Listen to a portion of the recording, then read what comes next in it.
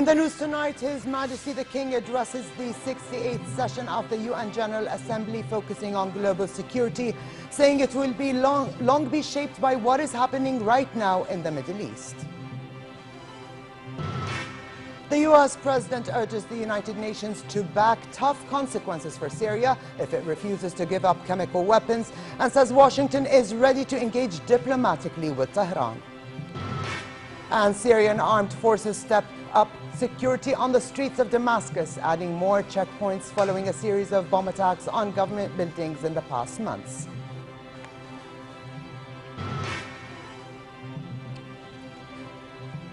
Good evening and welcome to a new edition of the news. Here are the details. His Majesty the King began his address at the 68th session of the UN General Assembly by presenting Jordan's blueprint, good governance and wide open doors to opportunity, especially for young people, and said the Middle East region can be and must be a house of peace and prosperity. Global security will long be shaped by what is happening right now in the Middle East, he said, but no house can be built when its city is burning. The Syrian crisis is a global humanitarian and security disaster. Escalating violence threatens to hollow out the rest of that country's economic and political future. Extremists have rushed to promote and exploit ethnic and religious divisions. Such a dynamic could crush regional renaissance and put global security at risk. We have a duty to reject those destructive forces. It is time to fast-track a political transition in Syria to end the violence and bloodshed, neutralize the threat of chemical weapons, restore security and stability, preserve the unity of Syria and its territorial integrity, and engage all its people in building their country's future. His Majesty said a meeting in Amman last month of more than 100 eminent Muslim scholars from around the world condemned the incitement of ethnic and sectarian conflict in Syria and other Arab states, describing it as a threat to the Muslim world and to all humanity. His Majesty also referred to another Amman meeting on the challenges of Arab Christian communities, saying Jordan will continue to protect Arab Christians as they are part of the region's past, present and future. He called on all countries to join Amman's stand for diversity, tolerance and mutual respect. On the Syrian refugee issue, His Majesty said the world has the duty, the interest and the power to help Syrians, noting that the flow of refugees in Jordan already equals 1/10 of the kingdom's population and could reach 20%. While acknowledging the generous response of the UN and regional and international donors, he said not even the strongest global economies could absorb such demand on infrastructure and resources, let alone a small economy like Jordan. The King also called on the international community to work together for a speedy resolution of the region's core crisis, the Palestinian-Israeli conflict.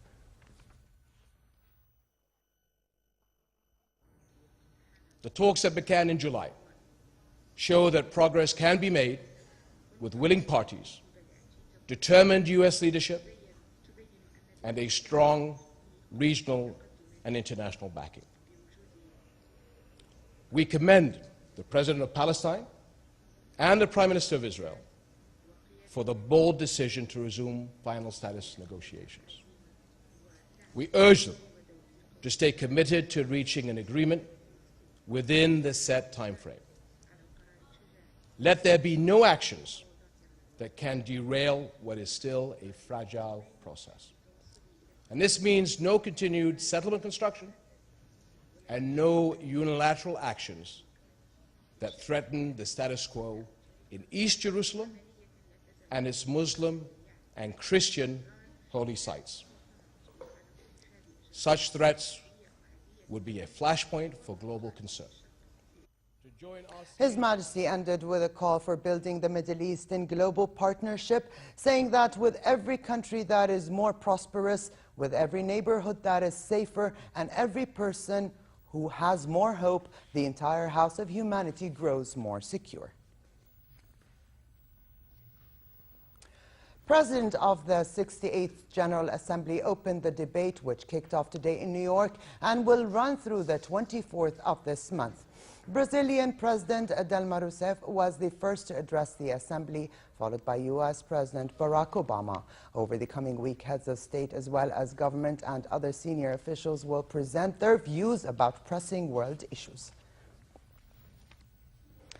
Earlier, and on the sidelines of his participation in the 68th session of the United Nations General Assembly in New York, King Abdullah presented his views on the kingdom's reform process, the Syria crisis, Mideast peace, and Jordan's support to Egypt. The king spoke in a meeting with a group of U.S. political, media, intellectual, and academic figures. Here's more. Jordan, the king stressed, has adopted a gradual reform approach to build on what has been achieved to reach an advanced state of reform in political, economic, and social domains. In addition to highlighting the reform process in Jordan, King Abdullah also addressed the Syrian crisis, Palestinian-Israeli peace efforts, and the situation in Egypt. He reiterated Jordan's position that calls for the establishment of an independent, viable Palestinian state on national soil based on the 1967 borders, with East Jerusalem as its capital. Ziad Asali, president of the American Task Force on Palestine, was in attendance at the meeting, hosting a group of U.S. political, media, intellectual, and academic figures. It was a comprehensive review of the situation in the Middle East, including Jordan's neighboring countries as well as Jordan itself. There was a distinguished group of intellectuals from the United States active in the world of politics and telecommunications, and there was a clear understanding of the situation, of what might happen and what might not, from the questions that have been raised. In fact, it was a very good review. In the meeting, attended by His Royal Highness Crown Prince Al Hussein and a number of Jordanian officials, the king voiced his deep concern on the future repercussions of the civil war in Syria on the region, urging Arab countries and the international community to exert more efforts to end the suffering of the Syrian people. The king also urged the international community to support the kingdom as it continues to provide humanitarian services for hundreds of thousands of Syrian refugees. On Egypt, the king said Jordan would always support the choices of the Egyptian people, stressing the kingdom's concern about the security and stability of the African nation and the need for Cairo to restore its regional role at various levels. Raad Btoush for the News at 10. U.S. President Barack Obama urged the United Nations to back tough consequences for Syria if it refuses to give up chemical weapons, and urged Russia and Iran to drop their backing of Syrian President Bashar al-Assad. Speaking to the UN General Assembly, Obama stressed that the United States wants diplomatic outcomes to festering disputes, but does not rule out the use of military force or direct action against extremist threats. However, he stepped back from launching unilateral military action against Syria. The Syrian government took a first step by giving an accounting of its stockpiles. Now there must be a strong Security Council resolution to verify that the Assad regime is keeping its commitments. And there must be consequences if they fail to do so. If we cannot agree even on this, then it will show that the United Nations is incapable of enforcing the most basic of international laws. On the other hand, if we succeed, it will send a powerful message that the use of chemical weapons has no place in the 21st century, and that this body means what it says. Obama announced the U.S. will provide an additional $339 million in humanitarian aid to ease the Syrian refugee crisis, including $161 million for people inside Syria and its neighboring countries. Obama also tried to boost prospects for Mideast peace in his speech as the U.S. seeks to nurture direct negotiations between the Palestinians and Israelis. He's due to meet Palestinian President Mahmoud Abbas later tonight and next week meet with Israeli Prime Minister Benjamin Netanyahu. On Iran, Obama said Washington is ready to engage diplomatically with Tehran, but he put the onus on the Iranian president to prove he is serious about pursuing a nuclear deal. Striking a cautiously optimistic tone in his speech to the UN General Assembly, Obama said he is determined to test President Hassan Rouhani's recent overtures and challenged him to take concrete steps towards resolving Iran's long-running nuclear dispute with the West. Rouhani's recent gestures, including agreement to renew long-stalled talks with world powers, have raised hopes for a historic opening in relations between Washington and Tehran. The White House has left open the possibility that Obama and Rouhani could meet, at least for a handshake on the UN sidelines. Given President Rouhani's stated commitment to reach an agreement, I am directing John Kerry to pursue this effort with the Iranian government in close cooperation with the European Union, the United Kingdom, France, Germany, Russia, and China. The roadblocks may prove to be too great, but I firmly believe the diplomatic path must be tested. On the sidelines of the UN General Assembly session, a consultative meeting of Arab foreign ministers convened upon the request of Arab League Secretary General Nabil al-Arabi. The ministers reviewed latest developments on the Syrian front, namely the US-Russia deal on Syria's chemical weapons, as well as efforts to convene the Geneva II conference on a political solution in Syria. Minister of Foreign and Expatriate Affairs Nasser Joudeh attended the meeting and reiterated Jordan's position that calls for a political solution to end the Syria crisis, and voiced Jordan's concerns and growing burdens as a result of the continued influx of Syrian refugees. The meeting also discussed U.S. efforts to help the Palestinians and Israelis arrive at a peace deal on the basis of a two-state solution. Also in New York, Her Majesty Queen Rania addressed a conference dubbed Education Cannot Wait, held in support of the Global Education First initiative launched last year by UN Secretary General. The conference brought together some 150 global leaders from governments, international organizations, and civil society to ensure that children and youth's right to quality education is protected. The meeting warned that more than 28 million children in countries affected by conflict are denied access to learning and urged that those children must not wait any longer for an education. In her speech, Queen Rania focused on children's right to education, especially in times of conflict. As a mother, as a proud advocate for UNICEF, and as a member of the global community, it makes me angry that education in emergencies is such a low priority and so terribly underfunded. It's hard to understand the indifference of decision makers when the evidence for education in crises is so compelling and heartbreaking. Our message today is not that children need education even in emergencies. It's that children need education especially in emergencies. And back here at home, Prime Minister Abdullah Mansour received the Director General of the World Organization for Animal Health, Bernard Valat, and an accompanying delegation taking part in the Regional Committee meeting for Animal Health in the Middle East, which opened in Amman yesterday. The meeting is addressing protection mechanisms from common diseases that are transmitted from animals to humans. The organization is keen to establish closer cooperation with Jordan via twinning programs in veterinary medicine, namely between the Jordan University for Science and Technology and its peer at the British Royal University for Science and Technology. A royal decree was issued dissolving Parliament's extraordinary session effective as of Wednesday, the 25th of September. Another decree also postponed Parliament's ordinary session until Sunday, November 3rd, when the lower house of Parliament convenes for an ordinary session.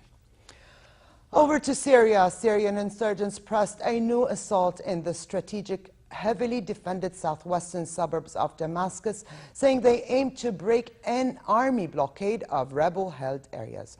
Rebels fired mortars at government forces while army shelling hit the suburbs of Daraya, the scene of recurrent fighting in the conflict. Insurgents have dug in around a crescent of suburb outside the capital for about a year and a half, but President Bashar al-Assad's forces have halted or reversed their advances in several strategic districts that are now effectively blockaded. Meanwhile, a car bomb in Damascus today forced the Syrian forces to step security, adding more checkpoints on the streets of the capital. Here's an update. A car bomb that blew up in southern Damascus neighborhood killed at least 7 civilians. The Syrian Observatory for Human Rights said 15 people would also be injured in the blast, which hit the district of Tadaman, where government forces have been fighting rebels for months. Syrian state television said terrorists were behind the explosion, referring to rebels who are fighting to topple President Bashar al-Assad. The Britain-based observatory, which has a network of activists across Syria, said the blast destroyed several buildings. Following recurrent bomb attacks and explosions, the Syrian military have doubled their effort and set up more checkpoints to prevent opposition forces from re-entering Damascus and targeting government offices and ministries. They are now trying to dislodge pockets of resistance in the suburbs ringing Damascus, and in the past few months, dozens of vehicle checkpoints have been set up around the city to ferry out car bombs and rebel fighters. Ever since Damascus was hit by a series of deadly car bombing early in the conflict, the Syrian army and police have erected roadblocks in the main entrances to and through fairs around the city. Every attack since has led to more roads closed and more checkpoints. Meanwhile, talks between Russia and the United States on the conflict in Syria are not going very smoothly, and according to a senior Russian diplomat, Moscow is concerned that a chemical weapon deal may have only delayed U.S. military action. Deputy Foreign Minister Sergei Ryabkov told Russian Parliament that the United States is pressuring the UN with illogical conditions. We say to our Western partners that after having arranged some diplomatic agreements, we now have put them into practice. Bashar al-Assad's government represents a tangible reality. That is why it is imperative to cooperate with him. Without such cooperation, it is impossible to reach the plan to destroy chemical weapons in Syria.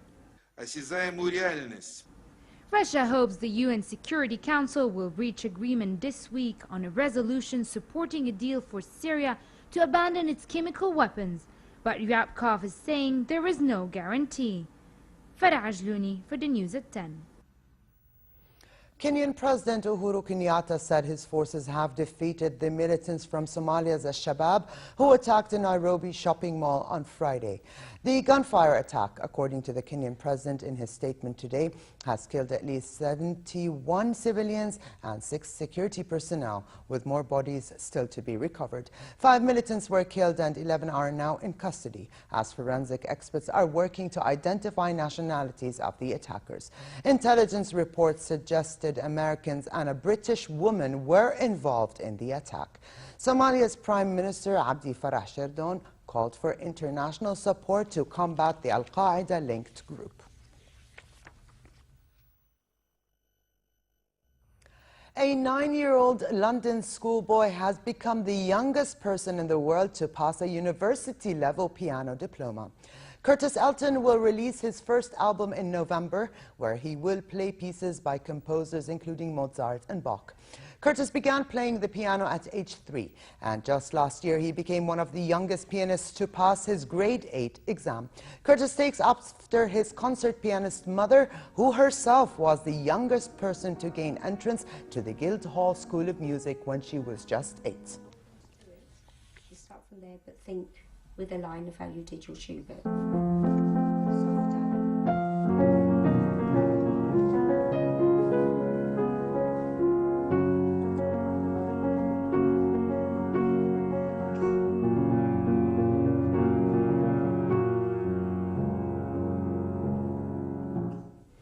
And from music to fashion, and with the end of the Milan Fashion Week closing yesterday with Giorgio Armani, the Paris Fashion Week kicked off today with a fresh face, award-winning French designer Christine Funk. She presented her Spring-Summer 2014 Pret-à-Porter collection on the rooftops of the French capital against the backdrop of the Eiffel Tower. Models walked around square planks of water to present the collection called Liquid Illusion, featuring large patchwork prints and reversible jacquard and digitally printed lace. Funk summed up her collection with modern and feminine but subtle, with long hemlines and the colors limited to blues, blacks and whites. She says the collection is inspired from the theme of light that penetrates through water, creating motifs on skin that look like luminous lace.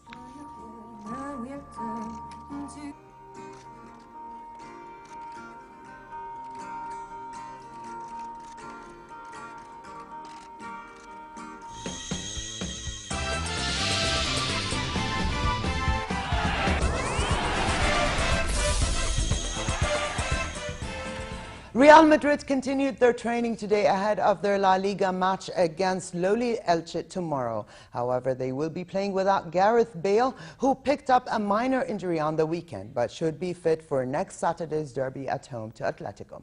Newly promoted Elche have yet to win this season in La Liga, and after 5 matches have 3 points and stand 1 place above the bottom team, Sevilla. Real, on the other hand, have won 4 and drawn 1 of their 5 matches and stand in 3rd place behind Barcelona and Atletico Madrid.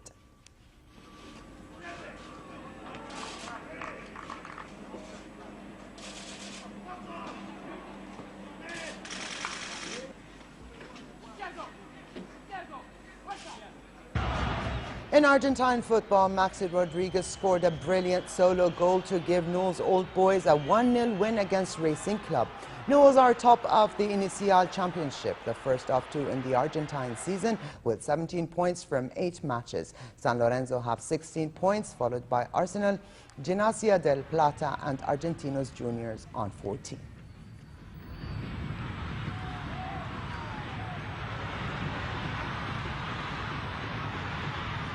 And finally, for a quick look at the weather, cool and partly cloudy conditions prevail tonight with a chance for light rain in the northern and central regions. Tomorrow, similar weather conditions continue with northwesterly moderate winds picking up at times. The Gulf of Aqaba should expect relatively hot weather tomorrow with northerly moderate to brisk winds and slightly choppy seas. Here now is a look at temperatures forecast for tonight and tomorrow.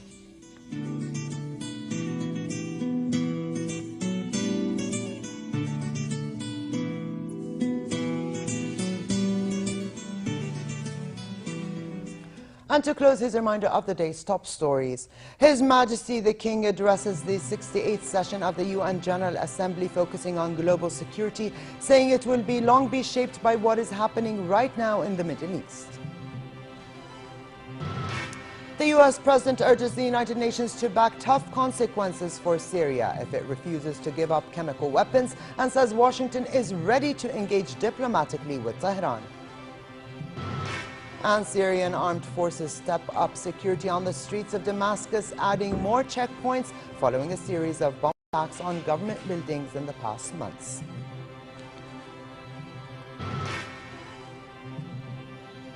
And with this, we come to the end of this edition of the news. I'm Alia Tuqan. Thank you for joining us and have a good night.